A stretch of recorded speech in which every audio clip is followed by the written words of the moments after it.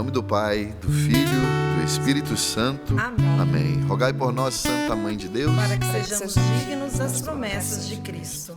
A passagem está no Evangelho de São Marcos, capítulo 12, versículos de 1 a 12. Evangelho de São Marcos, capítulo 12, versículos de 1 a 12. Jesus começou a falar-lhes em parábolas. Um homem plantou uma vinha, pôs uma cerca em volta, cavou um lagar para pisar as uvas e construiu uma torre de guarda. Ele a alugou a uns agricultores e viajou para longe. Depois mandou um servo para receber dos agricultores a sua parte dos frutos da vinha. Mas os agricultores o agarraram, bateram nele e o mandaram de volta sem nada. O proprietário, então, mandou novamente outro servo. Este foi espancado na cabeça e ainda o insultaram. Mandou ainda um outro, e a esse mataram. E assim diversos outros. Em uns bateram e a outros mataram. Agora restava ainda alguém, o filho amado. Por último, então, enviou o filho aos agricultores, pensando: a meu filho respeitarão.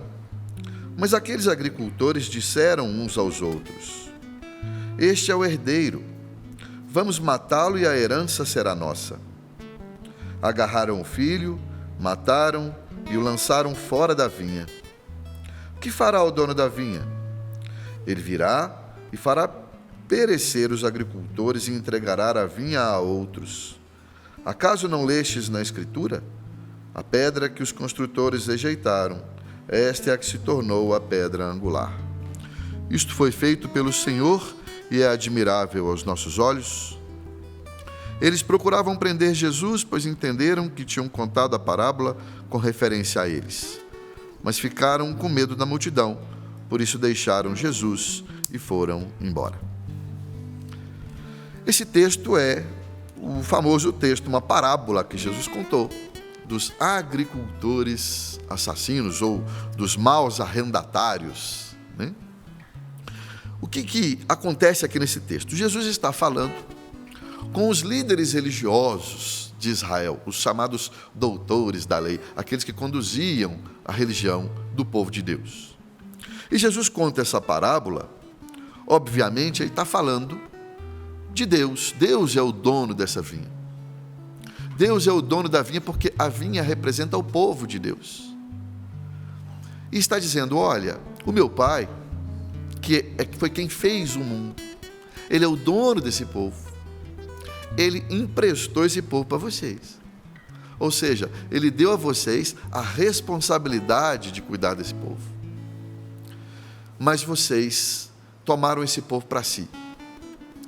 E aí quando Ele fala que o dono da vinha mandou alguns servos para ver os frutos, para receber a sua parte nos frutos daquele trabalho, nós estamos falando aqui dos profetas, de tantos homens de Deus que foram caluniados, que foram mortos, inclusive, por proclamarem a palavra de Deus.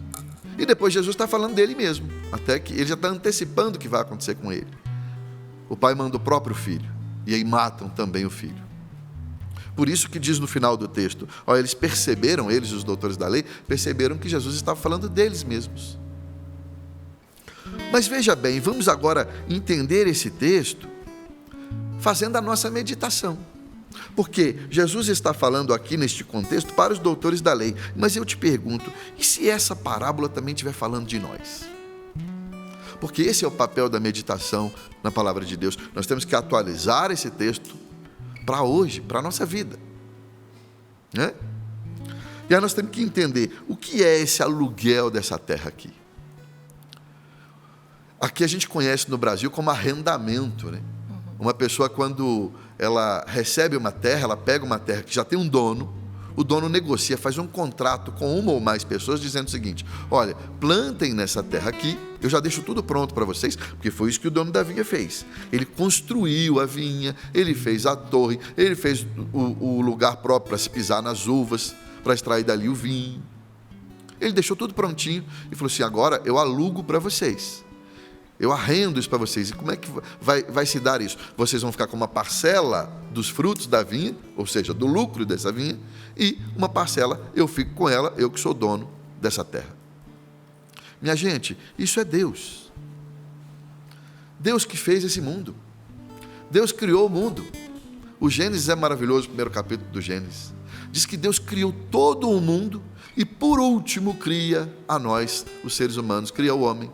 Por quê? Porque Ele deixou tudo prontinho para nós. Nós somos a obra-prima de Deus. E Deus nos ama tanto que Ele deixou tudo pronto, organizou tudo para, depois de tudo pronto, colocar o homem no centro da criação. É isso que significa essa vinha. Deus organiza tudo para nós. Deus deixa esse mundo pronto para nós. Deus nos coloca nesse mundo. E aí diz para nós, como disse lá para Adão e Eva, como este homem aqui, dono da vinha, disse para os agricultores: olha, agora administrem isso aqui para mim. E vocês vão colher os frutos, mas eu também quero vir ver e também ficar com uma parte desses frutos. Você está entendendo qual é o nosso papel nesse mundo? Primeiro, você está entendendo que Deus é tão bom, que Ele prepara tudo para nós nesse mundo. E depois prepara o nosso lugar nesse mundo. E depois nos coloca nesse mundo para produzirmos os frutos. Mas claro, Deus também vem para conferir se nós estamos produzindo de fato esses frutos. Vem para buscar a sua parte nesses frutos. Essa é a dinâmica do Gênesis. Essa é a dinâmica desta passagem. E esta deve ser a dinâmica da nossa vida. O problema nesse texto é que os agricultores começaram a agredir as pessoas que vinham em nome do dono da vinha. Perguntar: e aí, cadê os frutos? Deixa eu ver como é que está aí a minha vinha. E só lá no meio do texto que eles de fato contam o interesse deles, o que eles queriam, né? É quando aparece o filho do dono. Eles dizem: vamos matá-lo, porque aí nós vamos herdar essa terra, que nós vamos ficar com ela para nós. O plano deles, eles contam lá para o final.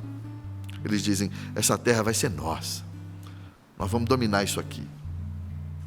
Ou seja, da mesma maneira que aconteceu no Gênesis, o que esses agricultores queriam?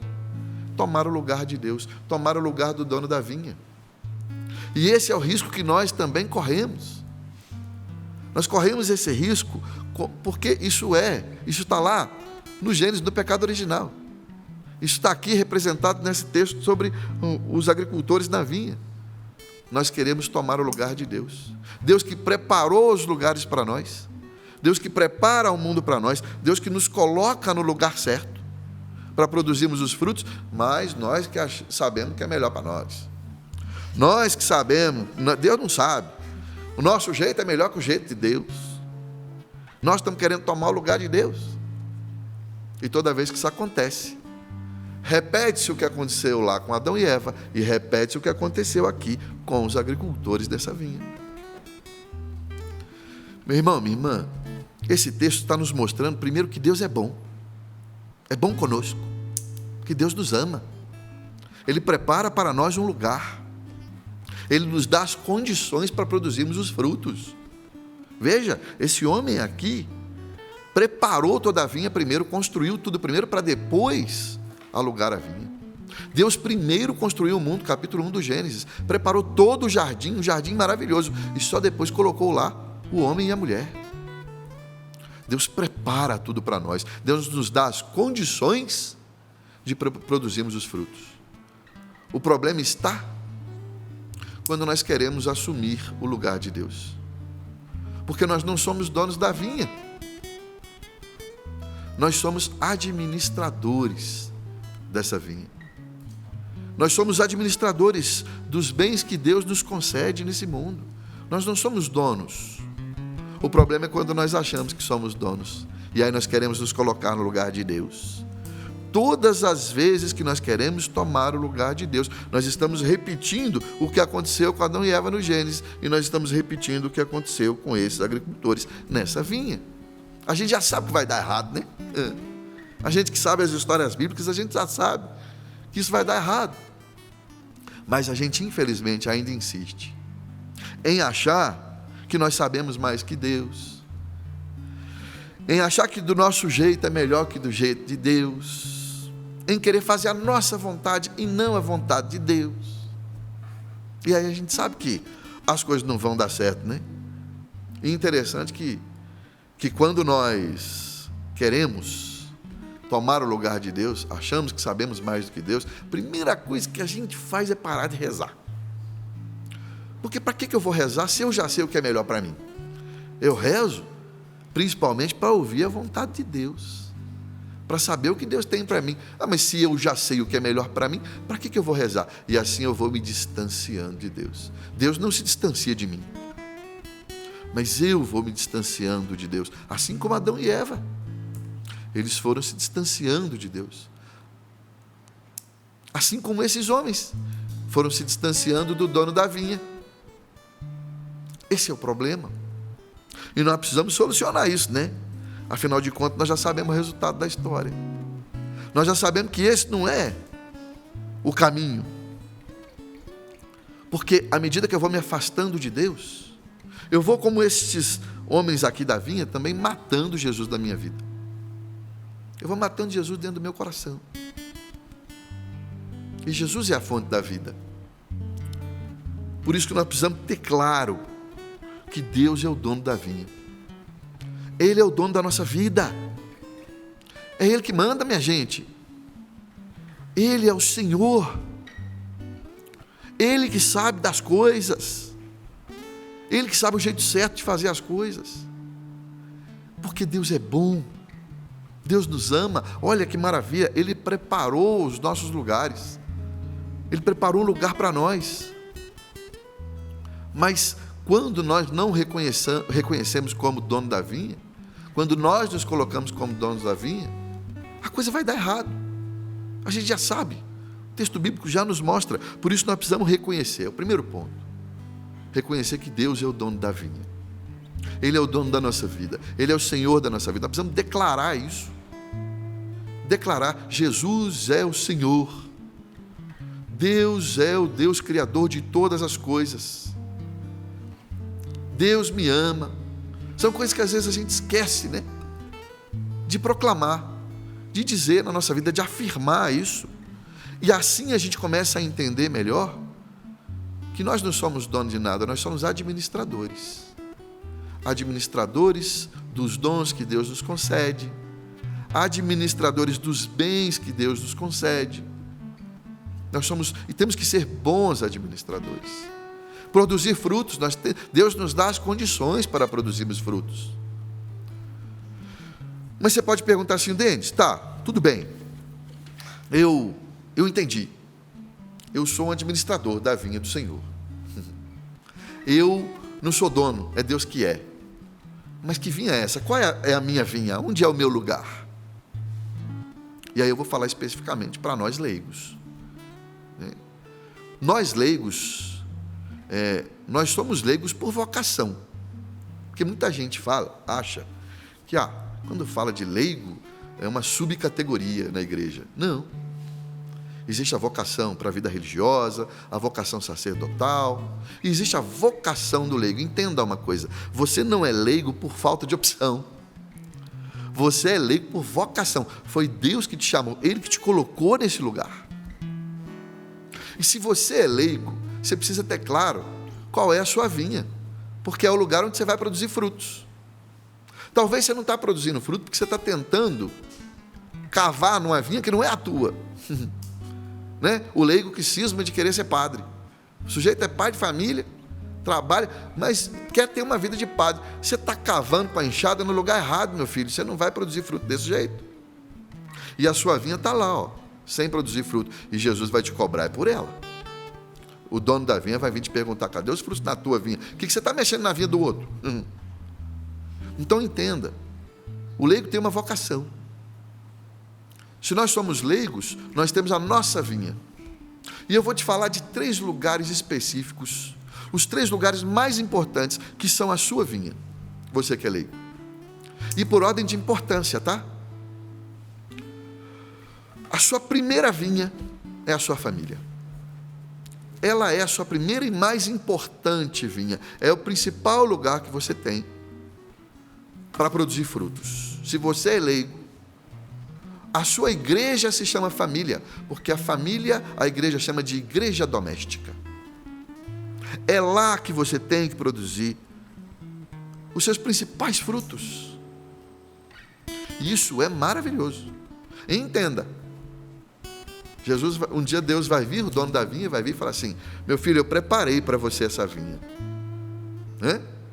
Para mim, Deus preparou. Me encontrou uma esposa maravilhosa. Filhos espetaculares. Tem uns problemas? Óbvio, toda vinha dá um problema. Dá um vazamento num cano ali, né? Ou dá uns probleminha numa uva aqui, né? Chove demais, aí alaga, depois seca, tá seco, tem sol demais. Toda vinha vai dar um problema. Qual é o papel do agricultor? Ir lá e trabalhar na vinha para resolver os problemas, não é assim que funciona? Quem é de roça aí sabe o que eu estou falando.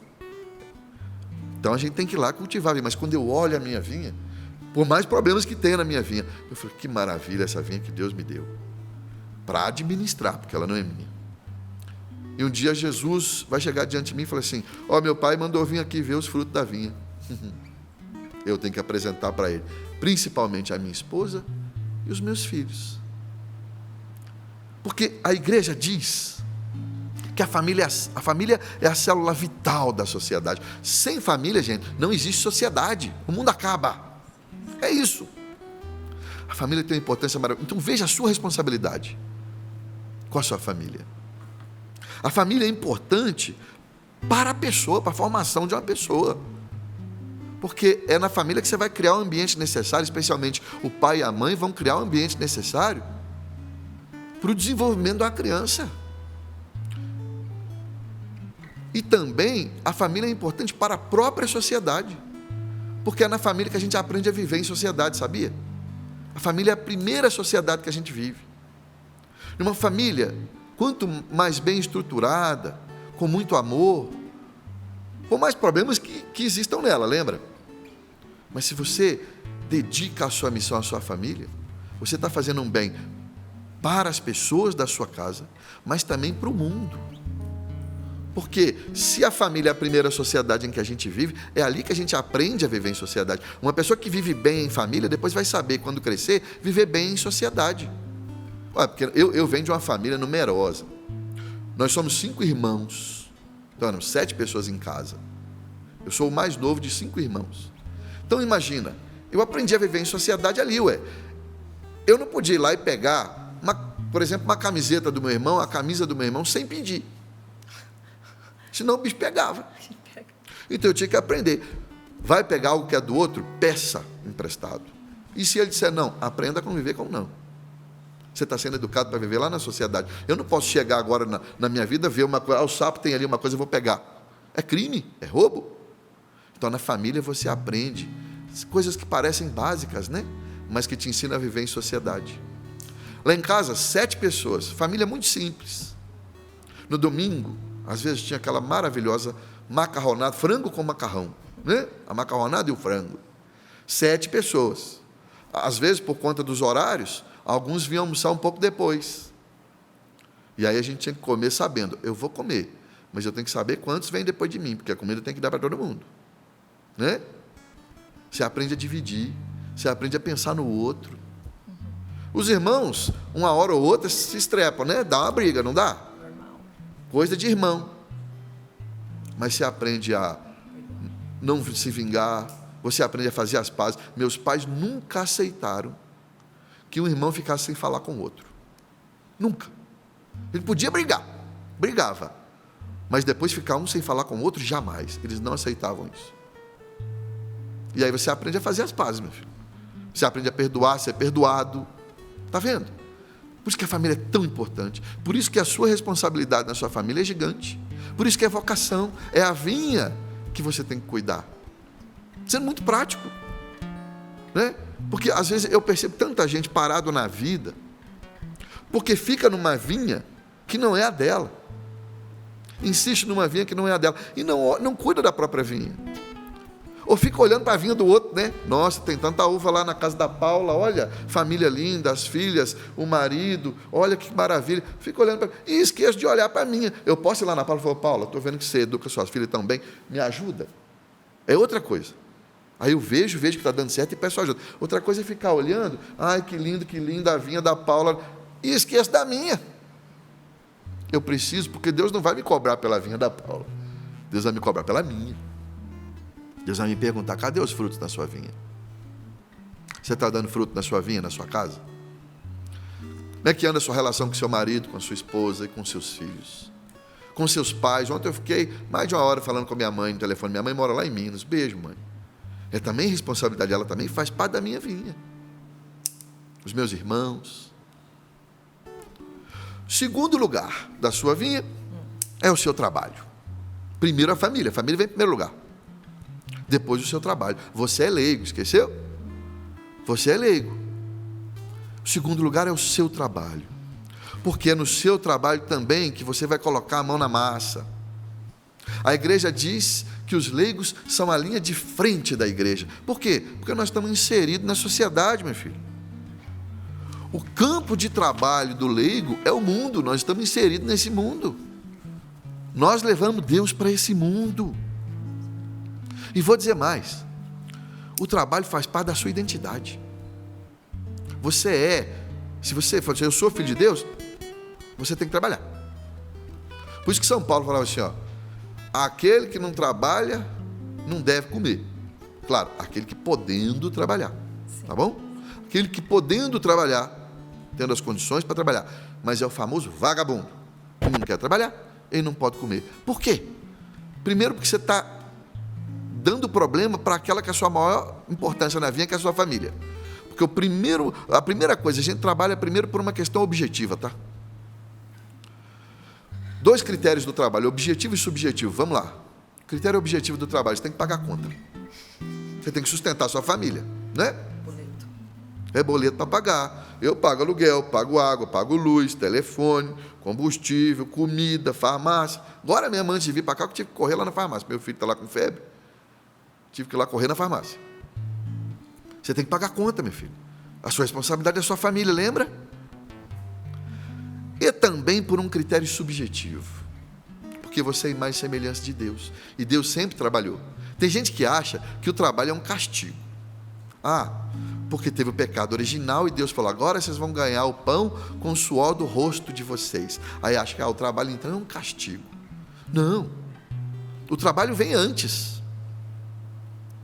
O trabalho vem antes do pecado original. Deus falou para Adão e Eva, cultivem o jardim, guardem o jardim, dê nome às coisas. O próprio Deus trabalhou, Ele mostra isso para nós, Deus sempre trabalha. Deus trabalhou na criação, 6 dias e descansou no 7º. Jesus disse isso no Evangelho de São João, meu Pai sempre trabalhou e eu também trabalho. Jesus trabalhou na vida, antes da vida pública dele, na vida secreta dele, como carpinteiro lá com São José, e depois trabalhou na vida pública como missionário, andando para todos os lados na Galileia e depois na Judéia, pregando o Evangelho. E se eu sou imagem e semelhança de Deus, o trabalho também faz parte da minha identidade. Quanto mais eu me afasto do trabalho, mais eu nego a imagem e semelhança de Deus que eu sou, e mais irresponsável eu sou com a minha família. Primeiro lugar da sua vinha é sua família. Segundo lugar da sua vinha é seu trabalho. Terceiro lugar da sua vinha, aí sim a igreja. Veja, a igreja na vida do leigo vem em terceiro lugar. Eu falei que a gente ia falar em ordem de importância. Que tem muita gente que quer ficar enfurnado na igreja o dia inteiro e esquece da família e esquece de trabalhar. Esquece foi uma maneira gentil de te dizer isso, né? É que não quer. Lembre-se, Deus não vai procurar você na vinha que não é tua. A igreja é vinha do padre, é vinha do religioso, da religiosa. Eles sim vão ser perguntados em primeiro lugar pela igreja. Você primeiro, Deus vai te procurar na tua casa, depois no teu trabalho. E aí sim na igreja. Por quê? A igreja você vai sobretudo no domingo, você vai sobretudo na reunião do movimento, da pastoral que você participa, para poder dar sentido, para você se lembrar, Deus criou esse lugar para mim. Deus me deu uma vocação, uma missão. E aí você recupera o ânimo, o sentido e a direção para colher os frutos na sua vinha, do seu trabalho, da sua família. E aí sim colher os frutos na igreja. São João Paulo II uma vez disse, né? O fiel leigo na vida cristã e em sua atuação na igreja, ele não é um mero auxiliar. Ele tem o dever de realizar aí a sua ação nesse mundo. Isso é bonito, mas carrega para nós uma responsabilidade. Mas eu queria, para a gente já caminhar para o final dessa meditação, que você entendesse o seguinte: aquilo que eu comecei a conversar com você no início da pregação. Deus é bom, Deus nos ama, e Deus que sabe de todas as coisas, Ele é o dono da vinha. Se Ele te colocou na sua vocação de leigo, é porque essa é a melhor vinha para você. É nessa vinha que você vai conseguir produzir frutos. Assim também falo para aquele que é sacerdote, que é religioso, que é religiosa. Se Deus te colocou nessa vinha, é porque é nela que você vai produzir os frutos. Então se atente a isso. Agarre a vinha que Deus te colocou para administrar. Mas lembre-se sempre, a vinha não é sua. E isso também é uma segurança para nós. A vinha não é minha. Às vezes eu falo isso para Deus, quando a coisa aperta, e eu não estou achando solução para um problema, seja em casa, seja no trabalho, seja na minha pastoral na igreja. Eu rezo diante de Deus, eu falo assim: Senhor, eu estou aqui pelejando, eu estou trabalhando, eu estou aqui como administrador, mas eu não estou conseguindo resolver esse problema aqui. A vinha é tua. Me ajuda aqui, porque a vinha é tua, não é minha. O Senhor me colocou aqui, mas ela é sua. Me ajuda a achar a melhor maneira de resolver esse problema aqui na vinha para que ela produza frutos. E o mais bonito de tudo, você pode dizer assim: Denis, mas eu até agora cavei na vinha errada. E agora? Eu estou olhando agora para a minha vinha e estou vendo que minha família está destroçada. Estou vendo que minha vida profissional, meu trabalho, está tudo errado. Não estou produzindo fruto em nada. Na igreja então nem se fala, estou numa brigaiada lá, coisa está feia. Ao invés de produzir fruto, eu estou destruindo a vinha. Calma.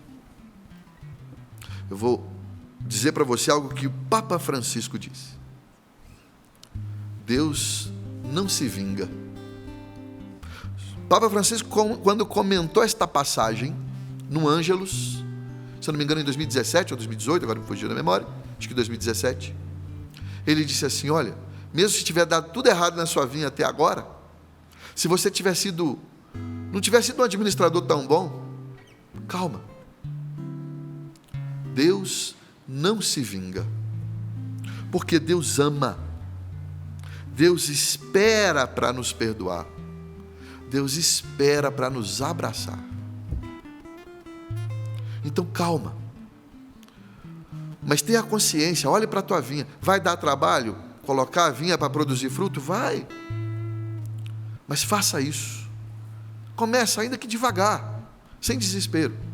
Mas começa, ou recomeça, né, a trabalhar na vinha da sua casa, na vinha do seu casamento.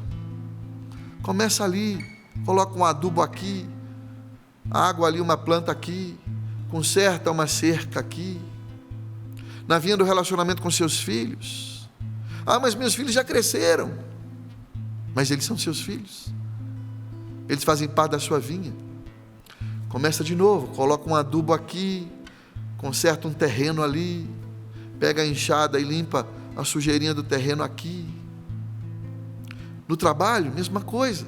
Desde o trabalho eu estou destruindo a vinha. Eu estou roubando, eu estou puxando o tapete dos outros. Então começa por não destruir mais a vinha. E aí depois recomeça a reconstruir a sua vinha. Porque você tem que saber que você é administrador dela. Na igreja a mesma coisa. Ah, eu estou afastado da igreja porque eu briguei com o padre. Ah, o pessoal da minha pastoral, do meu movimento, eu briguei com todo mundo. Recomeça. Perdoa, peça perdão. E assim vai reconstruindo a sua vinha. Porque se Deus te colocou lá, é lá que você vai produzir os frutos. Não é em outro lugar, não é em outra vinha. Recomece, mas com essa certeza no coração. Deus não vai se vingar de mim porque eu errei na administração da minha vinha. Não, Deus me ama. Deus criou essa vinha para mim. Deus espera para me perdoar. Deus espera para me abraçar. Então agora, no final desta pregação, já nos preparando para rezarmos, experimenta esse abraço de Deus. Ao invés de olhar para os erros que você cometeu, talvez em alguma parte da sua vinha, seja no trabalho, seja na igreja, seja na família, olha para Deus. Mas mais do que olhar para Deus, experimente o abraço dele. Experimente esse Deus que esperou, talvez, esta manhã, para que você se atentasse. Talvez você nem tinha se atentado ainda. Você nem havia se percebido que você não estava trabalhando na vinha certa ou administrando do jeito certo a sua vinha. E Deus estava esperando esse momento para não só te alertar, te colocar em alerta para você administrar bem a sua vinha, mas, sobretudo, para te acolher, para te abraçar, para dizer para você: eu não vou destruir a vinha que eu mesmo te coloquei nela, eu vou te ajudar a que você reconstrua a sua vinha. Eu vou te ajudar a que você colha os frutos na sua vida ao trabalhar, ao administrar bem a vinha da sua família, a vinha do seu trabalho, a vinha da sua participação na igreja. Experimenta, nessa manhã, esse abraço, esse cuidado de Deus com você, que preparou a vinha para você, que te colocou nela, que cuida de você nessa vinha e que vai te ajudar a restaurar a vinha da sua família, a vinha do seu trabalho e a vinha da participação na igreja. Amém?